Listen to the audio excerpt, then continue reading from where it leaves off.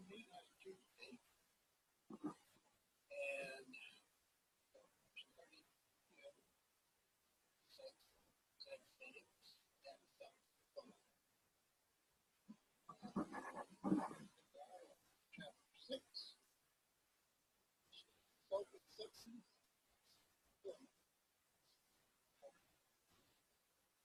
And we're on section 9. So we will continue where we left off.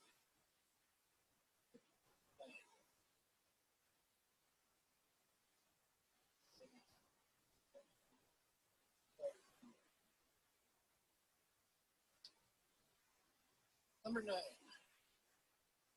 preparation, pleasure. Each day you prepare yourself for pleasure. This is a key element in self-acceptance because it is no easy task to accept yourself when you are continually undermining yourself, setting yourself up for depression. A young child is building the blocks, and you close your eyes again and see him in your mind. The image of this child builds in your imagination. Focus this image, and you see him on his hands and knees, placing one block on top of another. His eyes light with anticipation. What pleasure, how he enjoys building his house. Or is it a bridge? And then he lifts his foot and kicks, blocks. No more house or bridge. One moment later, wham! His pleasure is destroyed, and the child cries bitterly, wondering what he has done and why. As an adult, you must learn to rise above the childlike state. Looks like Sandy's here. Oh, hi. I didn't expect to get through. A little early. Sandy. I got my volume all the way up, but I can hardly hear you. Can you hear me? I'm not sure yet, so I will continue to read. Robert, can you hear me? As an adult, you must learn to rise above the childlike state. You must learn to prepare each day for a day of pleasure. And you must learn to defeat your propensities for self-destruction. And the more positive your focus, greater will be your delight in yourself. Number 10, truth seeking. You seek the truth. Hey, it might help if I have my earphones. Ah, there we go. No wonder I can't hear you. How you doing? I'm okay. How are you? Oh, I can't complain. We got about 3 or 4 inches of snow last night. Did you? Oh my gosh. Yuck. Yeah, well, hey, that's what life's all about. Well, Melissa was supposed to come home last night from New Jersey, and they canceled her flight like Friday because of the pending weather report. Uh-huh. So she just landed. She texted me. She just landed a little while ago, but I never heard of them doing that, canceling flights, 2 or 3 days ahead of time because of the weather report. But oh, wow. I guess they were worried. Yeah, they must have been. That's unusual, I would think. She didn't say anything about there being snow on the ground, but it was strange. So. Yeah. Are you When, able to get out, or are you kind of, are you able to get out, or are you? oh yeah, I can get out. I shoveled my way down to Oh, Loretta's house and went down there and had a drink and, visited for a while and then came back and got on the computer. Uh, I haven't been out driving yet, so I don't know what that's like, but it is a holiday and we're closed. yeah. The post office is closed, the bank's closed, everything's closed. So anyway, to continue, we're on chapter 6 of psychocybernetics, Mm-hmm. which is self-acceptance and self-fulfillment. And we left on number 9.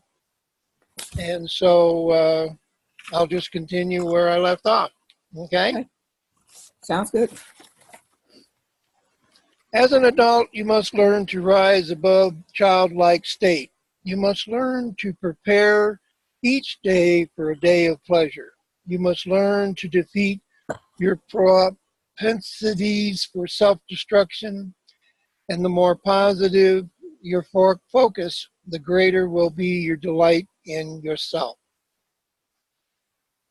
Number 10, you seek the truth about yourself, and the truth should enable you to increase your self-acceptance. Not that the truth about you is necessarily that you are absolutely wonderful without qualifications, not at all. You are a human being. When you seek the truth about yourself, you should acknowledge that you are a complex composite of many forces. You should acknowledge that you have your ups and downs, your highs and lows, your storms and distresses. You must also know that you are a person who is thoughtful and thoughtless, tormented and tranquil, tough and timid. You are a series of contradictions, and yet you make sense. One goal all human beings share, and that is the desire to live. By living, I do not mean vegetative existence. I mean happiness. Our stay in this world is a short one. Death, unfortunately, comes to us all. You know that, and I know that. We all know the death of loved ones as well as the death of people to whom our acquaintance was more casual. We cannot deny the existence of death. To deny it is an irresponsibility invasion. What we must do in our truth seeking, which includes our acknowledgement of the reality of death, is to live fully, while the gift of life is our privilege. Number 11, active awareness. Self-acceptance means a continuing sense of active awareness of your identity as a human being. You must be aware of the sheer joy in giving, which is often much greater than that in taking. One Sunday morning, not too long ago, I arrived in San Francisco from Sacramento. A man in chauffeur's uniform who owned his own limousine drove me to my hotel where I would rest up before delivering a lecture. He said to me, "Have you a number of people who are customers?" And am there whenever they call? Am I there whenever they call? Even if it's 4 a.m., anytime? It makes me feel good. I feel I'm needed. You must give.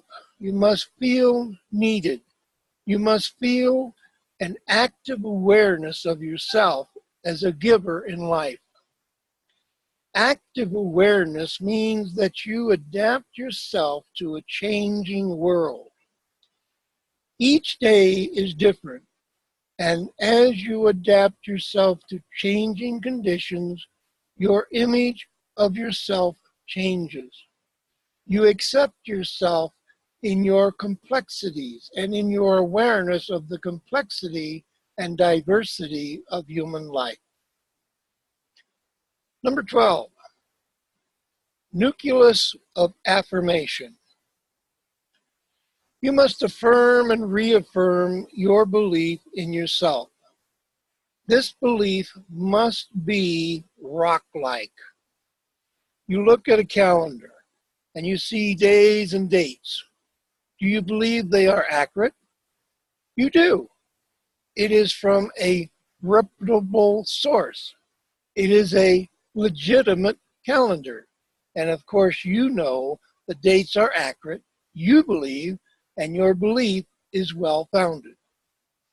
So must you affirm and reaffirm your belief in yourself. No material possessions are more important. No amount of money is more important. Number 13, concentration plus. Concentration can be a plus or a minus. If you have a goal, your concentration is purposeful. If you have no goal, you cannot concentrate creatively. With concentration plus, you increase your sense of self-awareness. Avoid the dread disease of your times. Self-I-am-A-G-I-T-I-S. Not familiar with that word. And what is self-I-am-A-G-I-T-I-S? You ask? Or we say I am itis. I am itis, okay. Uh-huh. I may have that on occasion. It is a wounded self-image. The person with the wounded self-image may have no high temperature and his life may not be in danger, but he certainly needs help, just as a person with pneumonia needs help. There is no physical infection, but the pain is clear.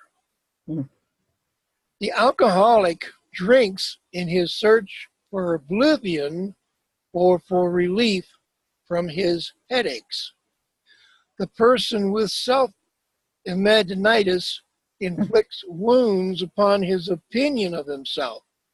He tortures himself. He hates himself. Cure self-imaginitis with concentration plus. Concentration plus on worthwhile goals bolster your sense of self-esteem and march on toward your goals. Number 14, enthusiastic effort. Self-acceptance is not passive.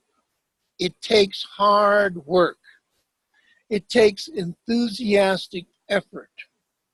It may be easier to lapse into self-defeating apathy. It may be easier to tell yourself that life is rough and that you are a born loser. It may be easier to tell yourself that you're no good and that you never were any good. These negative ways of thinking may come easier than true self-acceptance.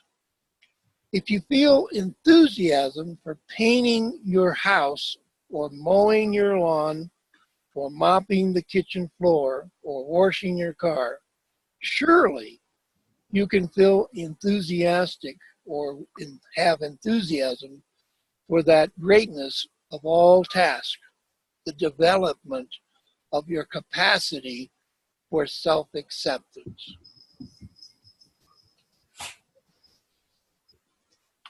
Next segment, your liberation. And I might add, if you have a question or want to make a statement, you can cut in at any time. Okay. Because I got to get a drink of water. Mm-hmm. Your liberation. We human beings outside penitentiary walls, yet so often emotionally imprisoned, we must learn to liberate ourselves.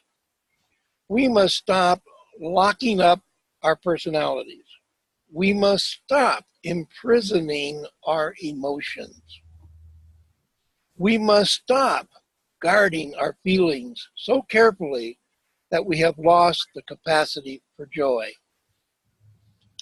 Sometimes, walking in the street, you may see an armored truck lumber by, loaded with money and guarded with enormous vigilance.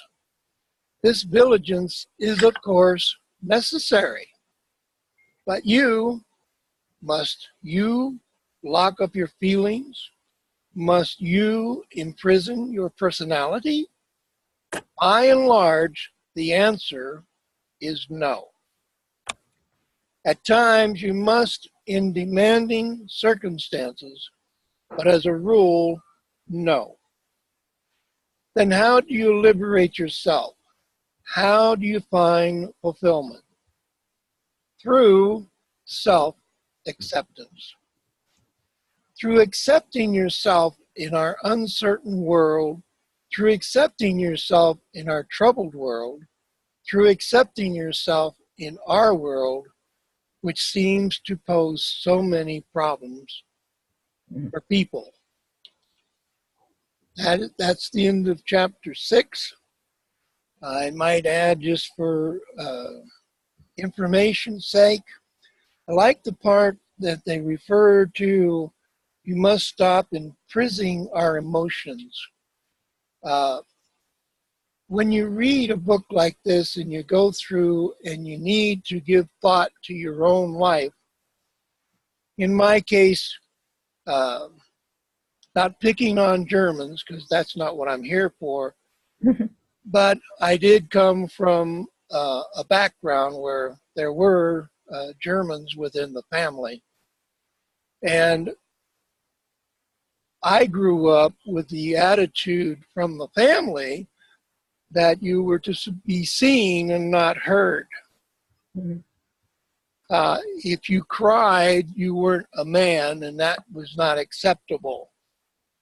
And so as you grow through life, pretty soon, as you get older, your emotions had been snubbed, so to speak, Mm-hmm. to such a degree that you find later in life that you appear on the surface to have no emotions. Hold on a second, my phone's ringing. Mm-hmm. And we'll get rid of that because it's an advertisement type person. Yeah. Yep. I've been getting them all morning. Yeah, they don't stop. But anyway, as I was saying, that can be sometimes a very big hump, so to speak, to get over. Sometimes when you're talking to people and you have an emotion and something's happened and you feel like you should cry because this is something that's really serious and painful and hurtful to another individual, but for some reason you just can't because I'll call it a paradigm. It's this thing in the subconscious mind that you've grown up with that's been stuffed into your mind from childhood that says, no, no, no, no, no, no, no, no. You can't do that. You can't cry. Big boys don't cry. Or if you're in a room and there's a whole bunch of people talking and you'd like to share with them and you'd like to get into the conversation and the little voice comes in your head, no, no, no, no, no, no. You're to be seen, but not heard. These kind of paradigms or subconscious uh, jailers, I'll call them jailers because that's Mm. what they really are. Um, it's kind of difficult to get over the fact that they're there, number one. And number two, you got to step in and say, jailers, sayonara, goodbye. I don't need you anymore. Mm. Get out of here. And then you got to try to reprogram your mind so that uh, they won't bother you anymore. Anyway, that's my 2 cents worth. Anything that you'd like to add? No, but I think most of us were brought up to be seen and not heard. We all pretty much have that in our background. And it Yeah, does. It takes a re-education of self to, you know, to be voiced, to be heard. So, yeah, you're right. It is a definite problem yeah, with and it's not easy. no. I mean, if it were easy, everybody would be doing it, but it's not easy. It's Mm. very difficult. And I think the other thing is, bottom line in reference to reading the books, uh, you really need a desire to want to change that attribute about yourself that you don't like. And sometimes that takes a lot of guts just within itself to want to change and have the desire to change. Anyway, reading on, we're going to start now with chapter 7 in psychocybernetics.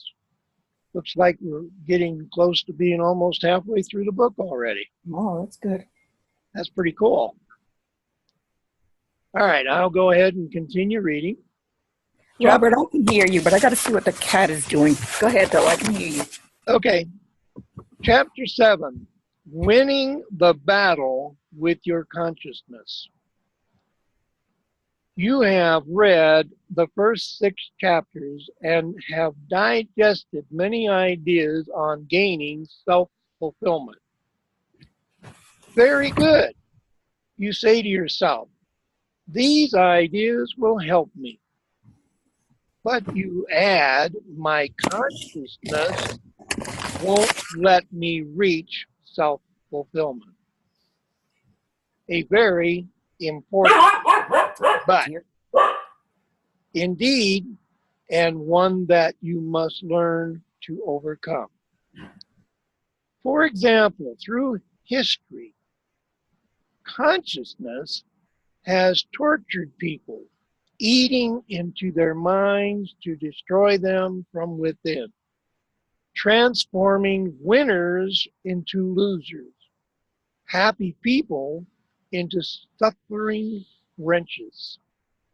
And down through history, it is consciousness that has made cowards of the brave. Poets and philosophers have filled many pages of analogies with descriptions of the evil effects of consciousness upon mere human beings unfitted to wrestle with such scourge. My view is a little different.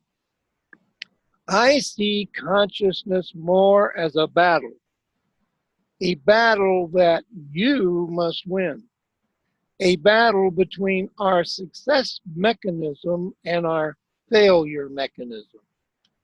With this battle, and you are on the way to self-fulfillment. Lose it and overcome by negative feelings, you may tell yourself that your consciousness bothers you. In World War II, during the Battle of the Bulge, American soldiers fought off fierce German counterattacks and then went forward again. Finally, the coordinated efforts of all our soldiers and those of our allies won the war. And you too must do battle.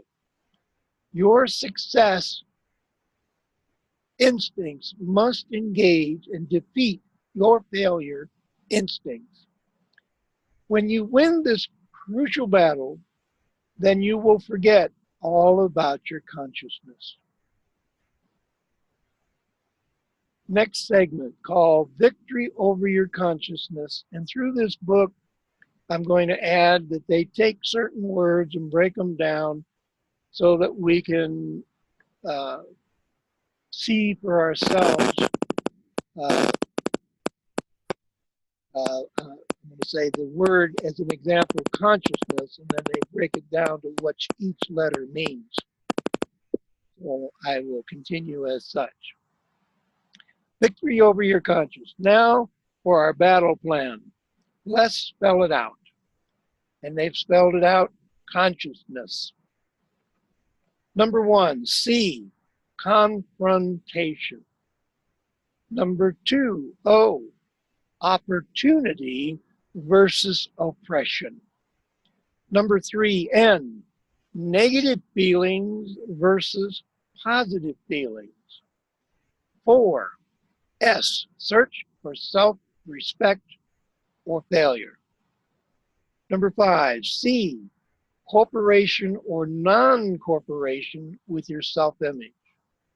Number 6, I, imagination plus versus imagination minus. Number 7, E, enterprise plus versus enterprise minus. Number 8, N, nucleus of faith or despair. Number 9, C, courage to win. And number 10, E, for empathy. Now this is our battle plan. Now let us see if we can execute it properly.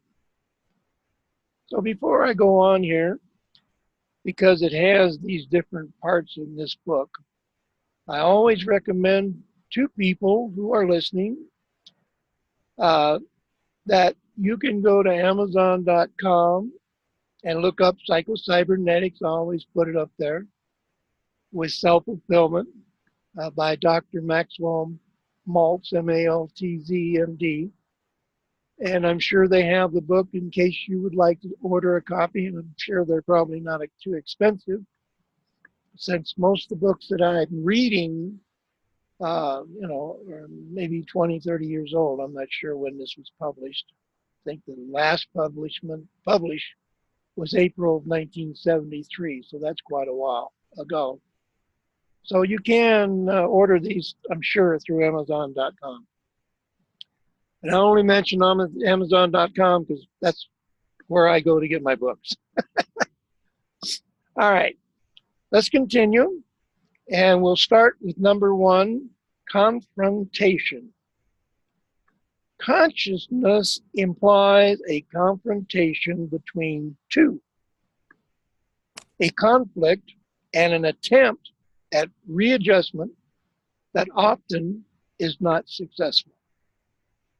This confrontation is, in its essence, a meeting of two forces who are unable to see the same thing the same way, and who, opinionated, hardened their opposing points of view.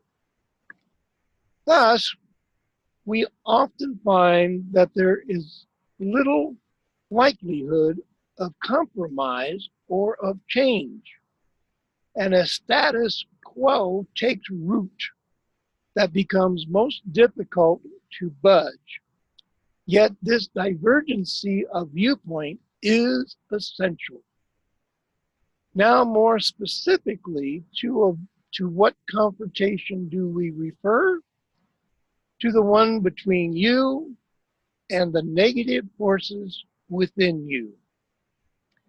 This may be a difficult confrontation, yet you must attempt it, and you must win out. When two nations are at war, or when they oppose each other in the United Nations, so implacably that there is no real communication, they are not on speaking terms with each other and must Misunderstanding is often the result. Both are reluctant to change, hostile, ready to retaliate quickly, like two people who are married who have lost interest in each other. No love remains, but they hold on to each other in a communication of dubious value. All right, but what about your confrontation? What about your Cold War? You must make it a strong fight. You must gear your positive forces into a compressed formation and sweep down powerfully to overwhelm the negative forces inside you. You must stop downgrading yourself. You must stop worrying about every little thing that might happen. You must stop hating yourself for every little fault. Number two, opportunity versus oppression. Within us is an eternal conflict between your seizing opportunity and your avoidance of your opportunity. We all have goals, but many of us are afraid to reach out to them. Perhaps we rationalize telling ourselves that when opportunity knocks, we will be ready for it. But opportunity does not usually knock. You must create opportunity. You must create it with rationale, clear thinking, which you project out into strong performance. You must take the initiative. Too many of us move toward oppression, not opportunity. In the course of this painful conflict, you may use your consciousness to inflict defeat on yourself. I cannot seize this opportunity. I cannot reach my goal. You may tell yourself, it's because of my consciousness. My consciousness would bother me. Or you may say to yourself, someday I'll tackle this goal, but not today. If I tackle it today, my consciousness will bother me. Nonsense.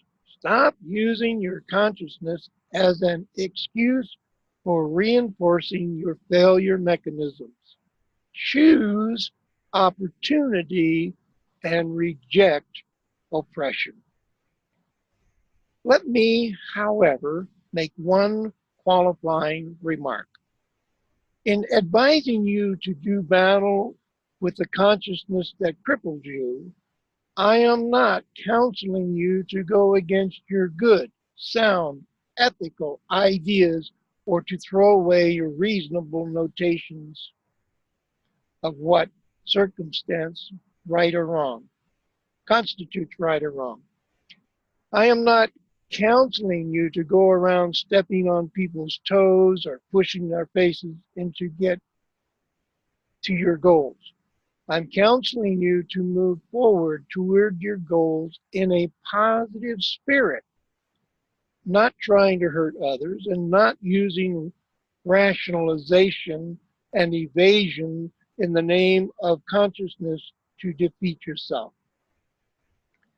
Because the individual with a burdensome consciousness can allow himself no pleasure, no opportunity, no goal striving.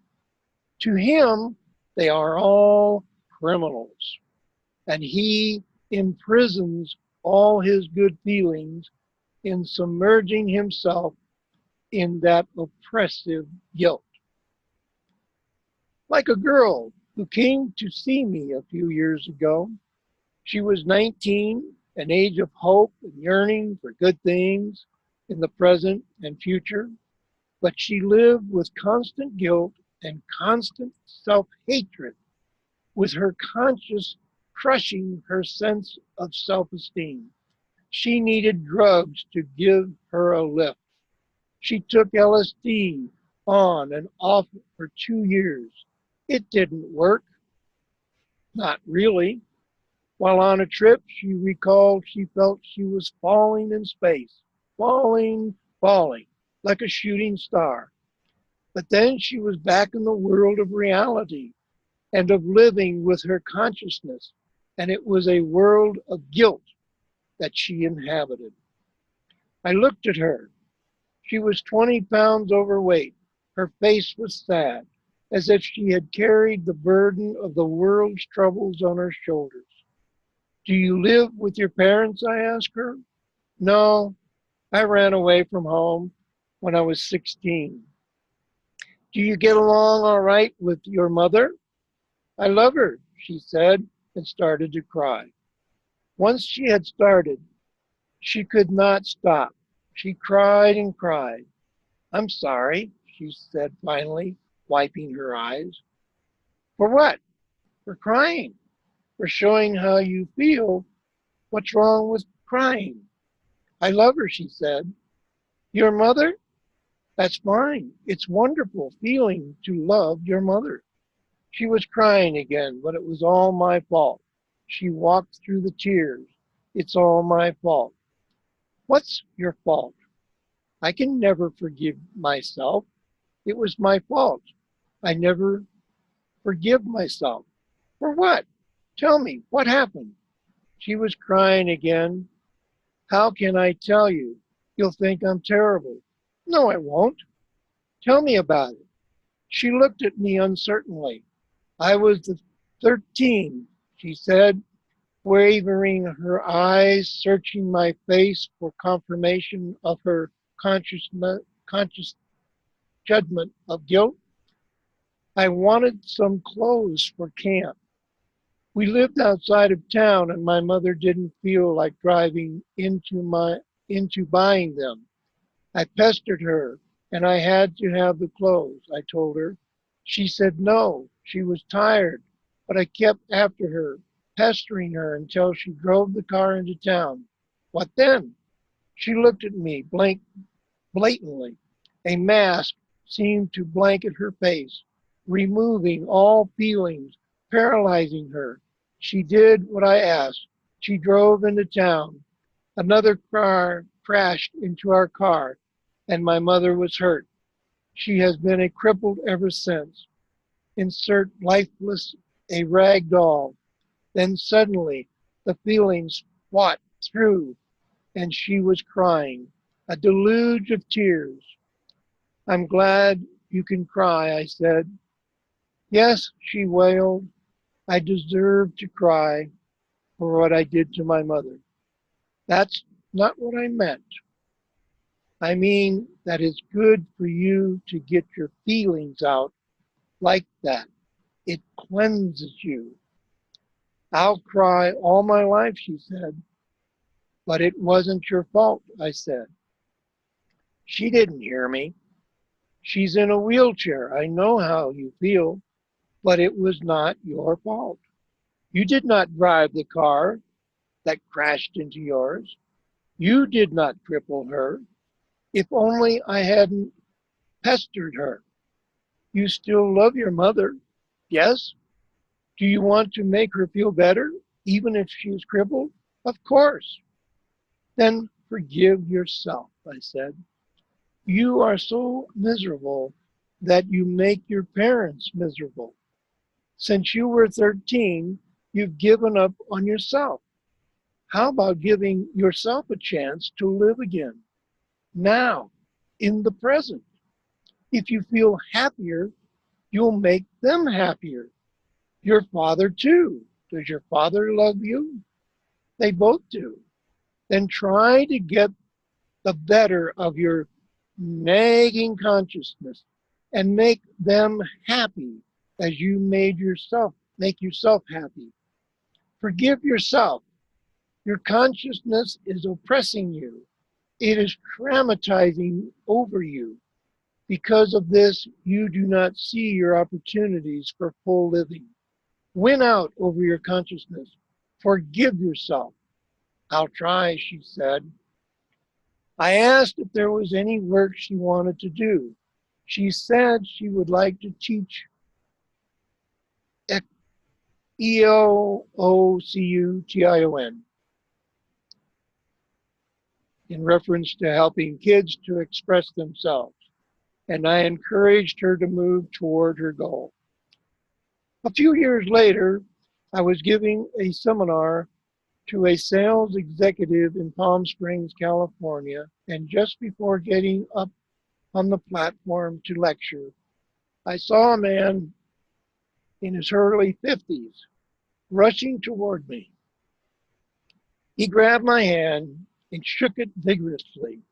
He told me about his daughter, how I had helped her, how she was now teaching, how she was beginning to find a sense of fulfillment.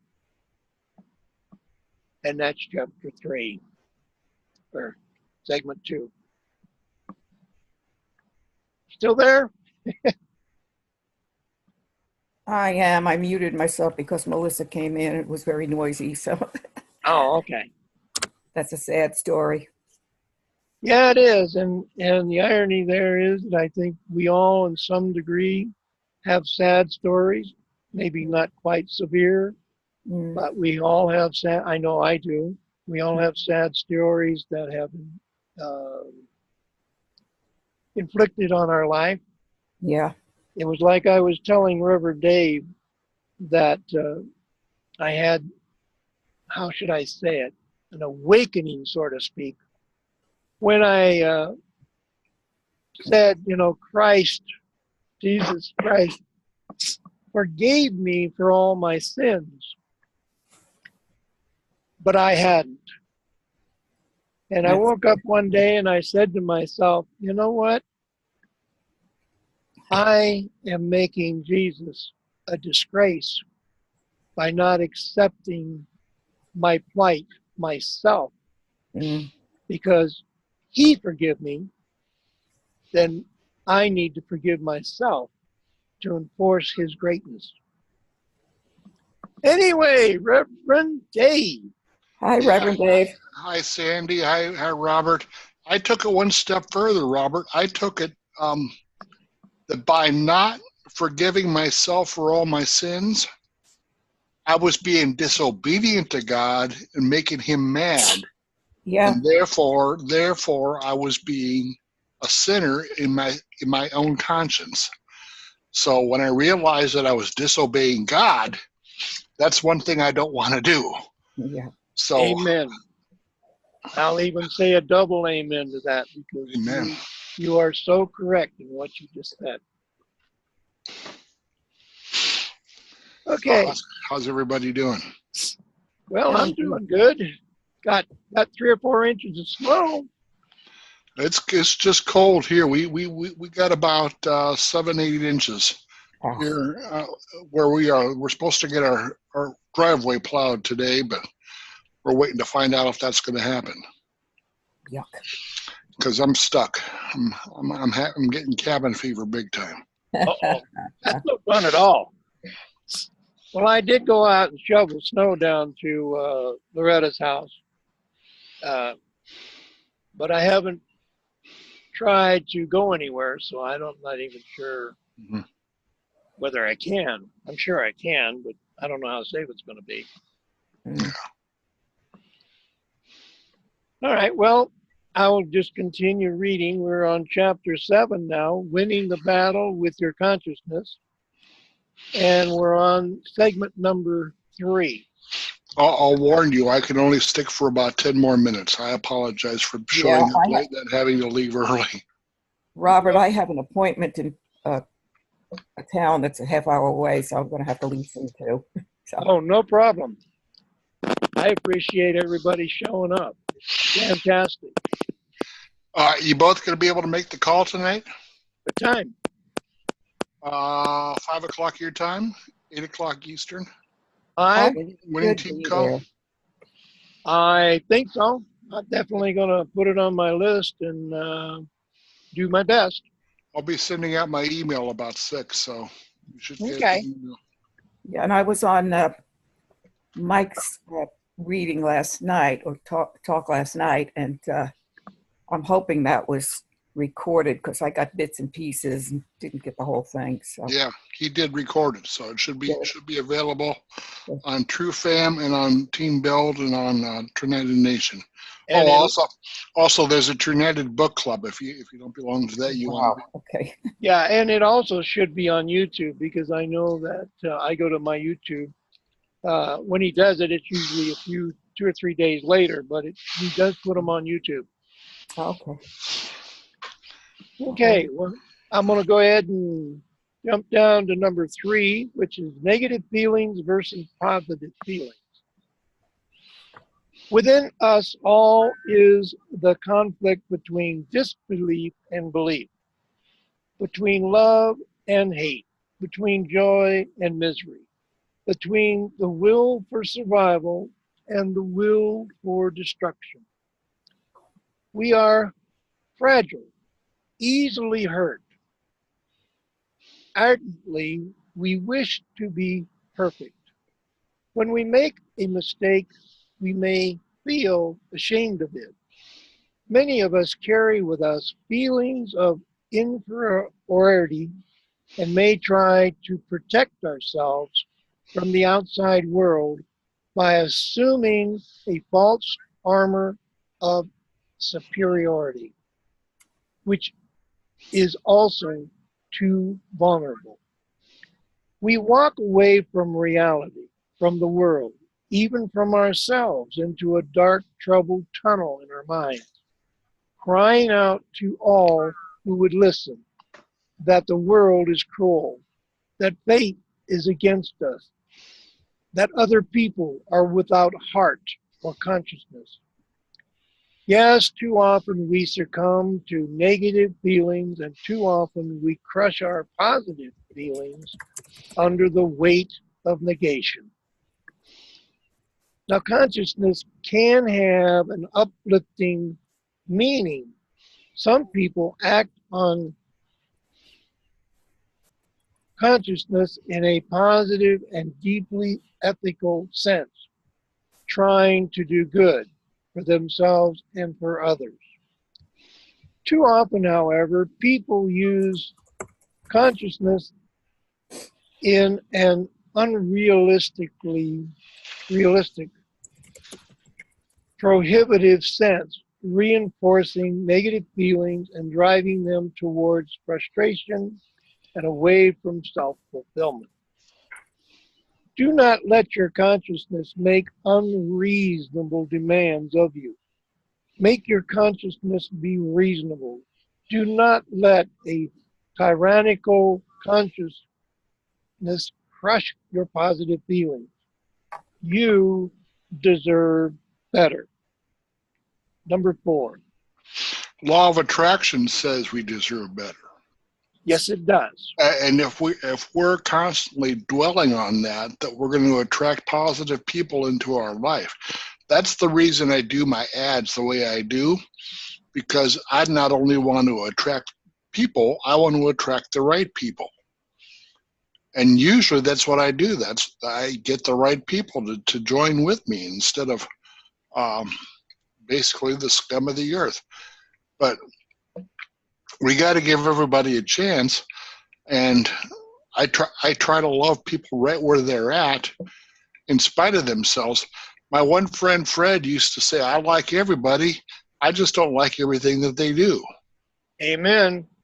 So I'm just trying to remember that even good people do bad things sometimes, and even bad people do good things sometimes, and even a fool can display knowledge from time to time, and even a wise person can spout nonsense from time to time. Absolutely. So I think it's just take it with a grain of salt and go from there. Yep. It's just like something that I told my son once. I said, I want you to understand, Sean, that I do not like sin. I do not like what sin can do to a person.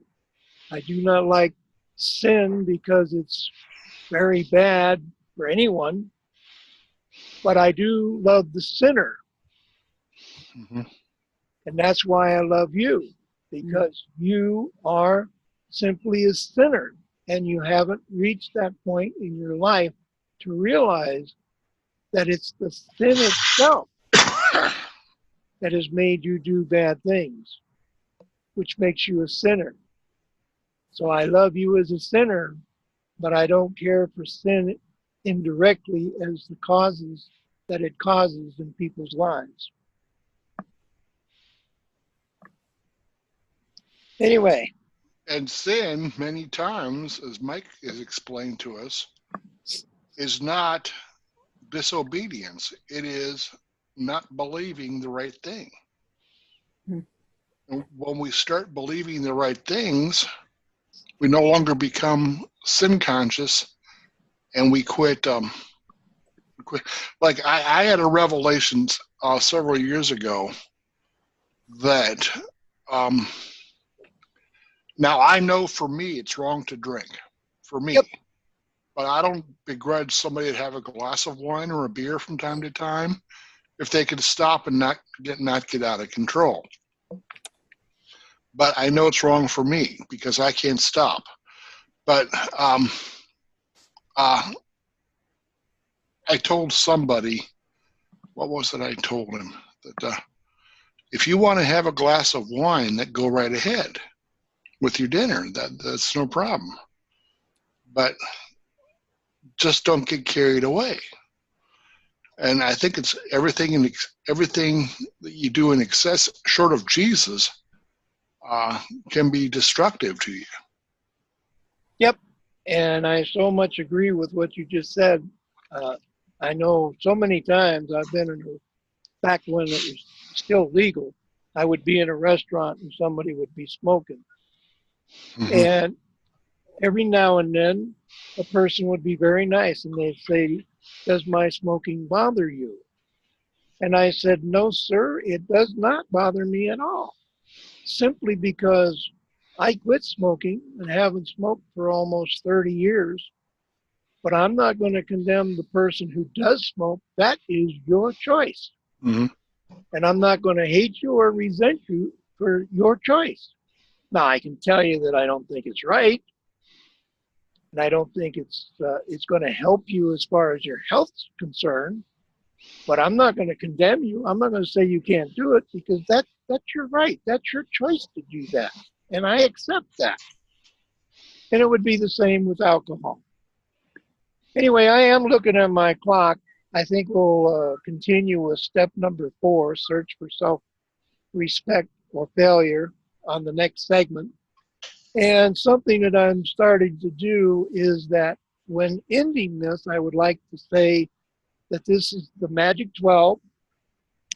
And here's what I believe, because I believe in Jesus Christ, the Son of God, and that with Jesus got 12 apostles, he changed the entire world.